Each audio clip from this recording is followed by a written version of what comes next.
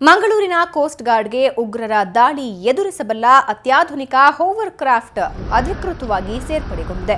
ರಾಜ್ಯಪಾಲ Vajubhai Vala Hoover craft ಅನ್ನು ಲೋಕಾರ್ಪಣೆ ಮಾಡಿದರು. 31 ಟನ್ ತೂಕದ ನೀರಿನಲ್ಲೂ ಭೂಮಿಯಲ್ಲೂ ಮುನ್ನುಗ್ಗಬಲ್ಲ ಈ ವಿಶೇಷ ನೌಕೆ ಗಂಟೆಗೆ 45 ನಾಟಿಕಲ್ ಮೈಲು ವೇಗದಲ್ಲಿ ಚಲಿಸಬಹುದು. ಭಯೋತ್ಪಾದಕರ ದಾಳಿ ಮತ್ತು ಮೀನುಗಾರರ ರಕ್ಷಣೆಗೆ ಆದ್ಯತೆಯ ಮೇರೆಗೆ ಮಾಡಿರುವ ಈ ನೌಕೆ ಇನ್ನು ಮುಂದೆ ದಿನದ 24 ಗಂಟೆಯೂ ಕಾರ್ಯಾಚರಣೆ ಮಾಡಲಿದೆ. ದೇಶದ 18 ಓವರ್ ಕ್ರಾಫ್ಟ್ಗಳಲ್ಲಿ 2 ಕ್ರಾಫ್ಟ್ ಮಂಗಳೂರಿಗೆ ಸೇರ್ಪಡೆಗೊಂಡಿದೆ.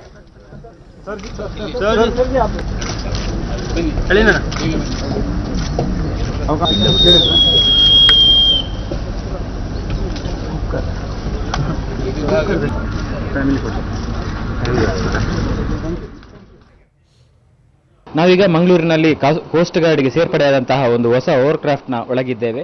ಈ ಓವರ್ ಕ್ರಾಫ್ಟ್ನಲ್ಲಿ ಮುಖ್ಯವಾಗಿ ಅರಬ್ಬಿ ಸಮುದ್ರದ ಒಂದು ರಕ್ಷಣೆಗೆ ಬಂದಂತಹ ಈ ಓವರ್ ಕ್ರಾಫ್ಟ್ ಕೋಸ್ಟ್ ಗಾರ್ಡ್ಗೆ ಹೆಚ್ಚಿನ ಬಲ ತುಂಬಿದೆ. ಅಂದರೆ ಉಗ್ರವಾದದ ಒಂದು ಭೀತಿ ಜೊತೆಗೆ ಮೀನುಗಾರ ರಕ್ಷಣೆ ಇದರ ಪ್ರಮುಖ ಉದ್ದೇಶ. ನಾವೀಗ ಕೋಸ್ಟ್ ಗಾರ್ಡ್ನಲ್ಲಿ ಈ ಓವರ್ ಕ್ರಾಫ್ಟ್ನಲ್ಲಿ 3 ವಿಭಾಗ ಇದೆ. ಒಂದು ಮೊದಲನೇದ ಎರಡು ಪೈಲಟ್ನಲ್ಲಿ ಕೂತ್ಕೊಳ್ಳಬಹುದಂತ ಒಂದು ಸೆಕ್ಷನ್ ಇದೆ. ಆನಂತರ ಕಾಕ್ ಪೀಟ್ ಇದೆ, ಜೊತೆಗೆ ಎಂಜಿನಿಯರಿಂಗ್ ವ್ಯವಸ್ಥೆಗಳು ಕೂಡ ಇವೆ. ಅಂದರೆ 2 ಪೈಲಟ್ಗಳು ಏಕಕಾಲಕ್ಕೆ ಈ ಒಂದು ಓವರ್ ಕ್ರಾಫ್ಟ್ ಅನ್ನು ನಿಯಂತ್ರಣ ಮಾಡಬಹುದು. ಜೊತೆಗೆ 6+6 12 ಜನ ಕೂತ್ಕೊಳ್ಳಬಹುದಂತ ಒಂದು ಡೈನಿಂಗ್ ಸೀಟ್, ಜೊತೆಗೆ ಇಲ್ಲಿ ಒಂದು ಎಂಜಿನಿಯರಿಂಗ್ ವ್ಯವಸ್ಥೆಗಳು ಕೂಡ ಇದೆ.